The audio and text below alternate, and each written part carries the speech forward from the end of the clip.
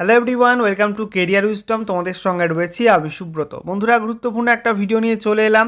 WBP অর্থাৎ West Bengal পুলিশে constable এবং লেডি কনস্টেবল নিয়োগের জন্য যে লিখিত পরীক্ষা নেওয়া হয়েছিল সেই পরীক্ষার রেজাল্ট গতকাল প্রকাশিত হয়ে গেছে। লিখিত পরীক্ষার পর এবার পিএমটি পিইটি হবে, অর্থাৎ মাঠ পরীক্ষা হবে, যেখানে তোমাদের ফিজিক্যাল মেজারমেন্ট টেস্ট হবে, শারীরিক মাপজোক পরীক্ষা হবে এবং ফিজিক্যাল এফিসিয়েন্সি টেস্ট অর্থাৎ শারীরিক সক্ষমতার পরীক্ষা হবে। এখানে তোমাদের মাপজোপ কী লাগবে, অনেকের এ বিষয়ে কিছুটা কনফিউশন রয়েছে।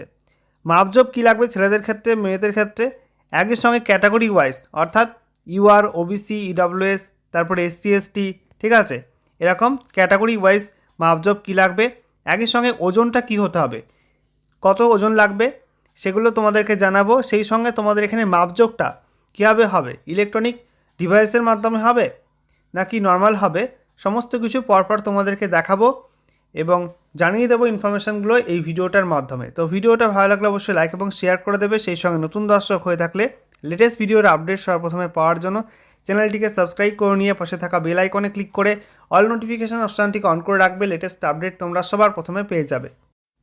বন্ধুরা, অনস্ক্রিন তোমরা দেখতে পাচ্ছ ডাব্লিউবিপি কনস্টেবল অর্থাৎ পশ্চিমবঙ্গ পুলিশে কনস্টেবল রিক্রুটমেন্টের অফিসিয়াল মূল বিজ্ঞপ্তি।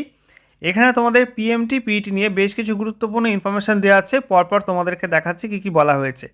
দেখো বন্ধুরা, বলা হয়েছে minimum physical measurement of candidates. তোমাদের এখানে শারীরিক মাপজোক কী লাগবে পরপর তোমাদেরকে দেখাচ্ছি। প্রথমে রয়েছে মেল অর্থাৎ পুরুষদের ক্ষেত্রে।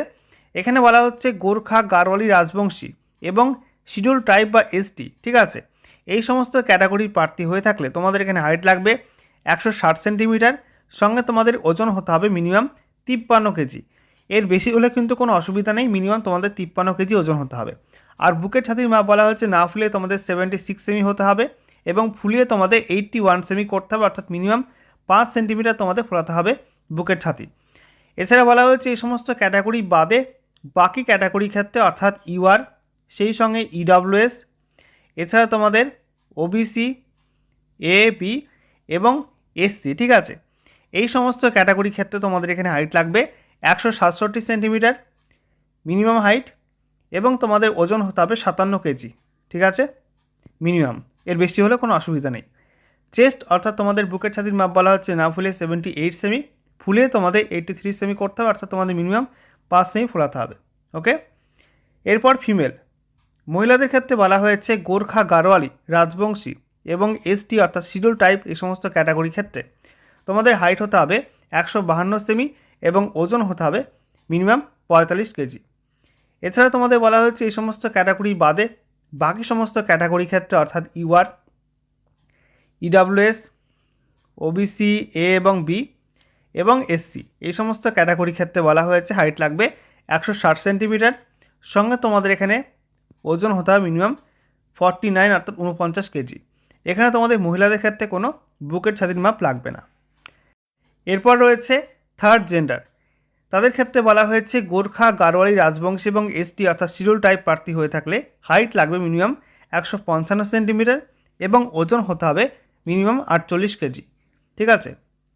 এছাড়া বলা হচ্ছে গোর্খা, গারোয়ালি, রাজবংশী এবং এসটি ক্যাটাগরি প্রার্থী বাদে বাকি সমস্ত ক্যাটাগরি ক্ষেত্রে তোমাদের হাইট হতে হবে 163 সেন্টিমিটার এবং তোমাদের এখানে ওজন হতে হবে 52 কেজি। এখানে কিন্তু কোনো চেস্ট মাপা হবে না, চেস্ট নট অ্যাপ্লিকেবল।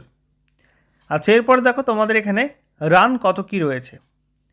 এখানে বলা হচ্ছে তোমাদের পুরুষদের ক্ষেত্রে 1600 মিটার রান রয়েছে, 6 মিনিট 30 সেকেন্ডের মধ্যে কভার করতে হবে।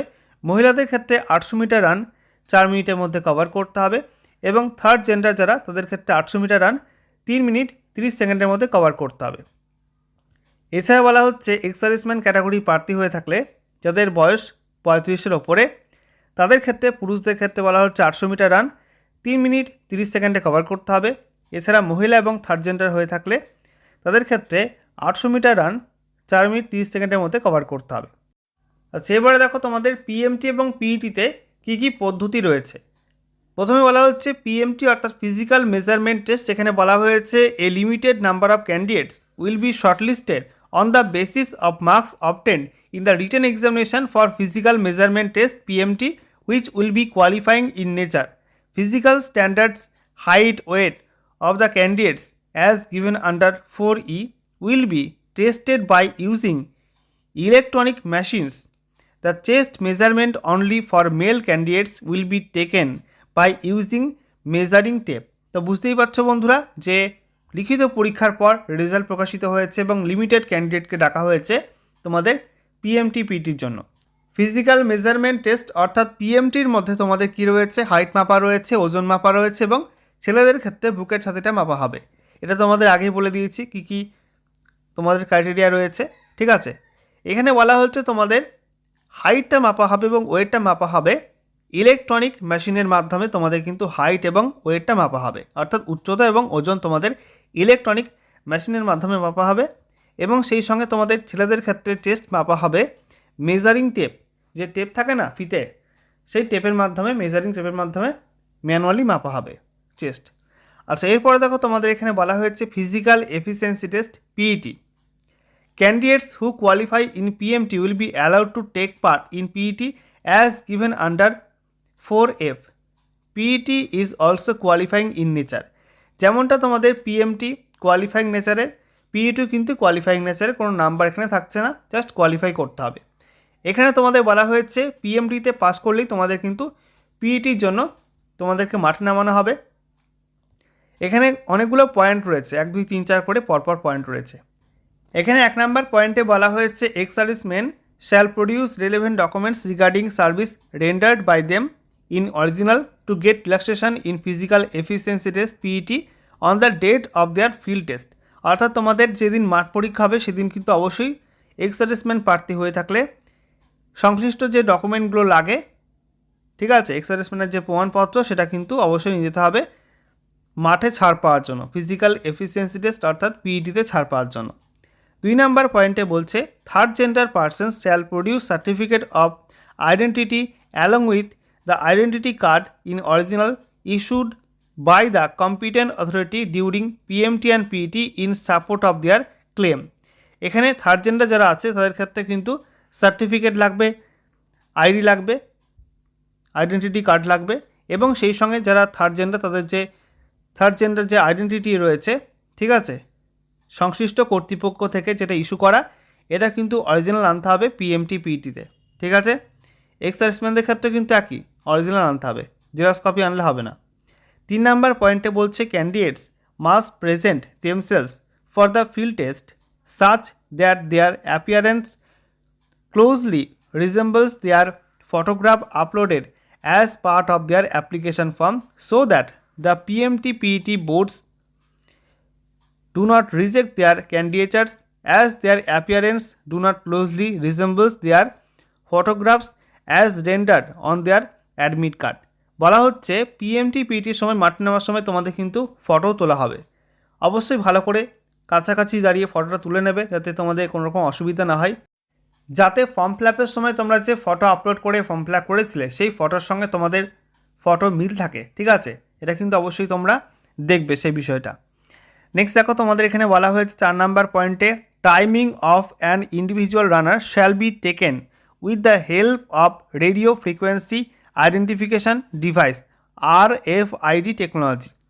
Only one chance will be given for physical efficiency test. The venues for PMT and PET will be decided by the West Bengal police recruitment board in due course. এখানে বলা হয়েছে যে তোমাদের যে রানটা হবে, রানের ক্ষেত্রে তোমাদের এখানে রেডিও ফ্রিকোয়েন্সি আইডেন্টিফিকেশান ডিভাইস অর্থাৎ RFID টেকনোলজি ইউজ করা হবে। প্রত্যেকের মাথায় একটা করে ক্যাপ লাগিয়ে দেওয়া হবে দৌড়াতে যাওয়ার আগে, ঠিক আছে, এবং সেই ক্যাপের মাধ্যমে কিন্তু প্রত্যেকের ওপর নজরদারি থাকবে যে কে কমপ্লিট করতে পারলো সময়ের মধ্যে, কে পারলো না, এটা কিন্তু এই ডিভাইসের মাধ্যমে, এই টেকনোলজির মাধ্যমে কিন্তু বোর্ড এটা দেখবে, ঠিক আছে। তো এইগুলো তোমাদের ইউজ করা হবে এবং এই প্রসেস তোমাদের থাকবে পিএমটি পিইটির মধ্যে। আশা করি তোমরা বুঝতে পারলে। যদি কোনো কনফিউশন থাকে অবশ্যই কমেন্ট করো, তোমাদের হেল্প করে দেবো।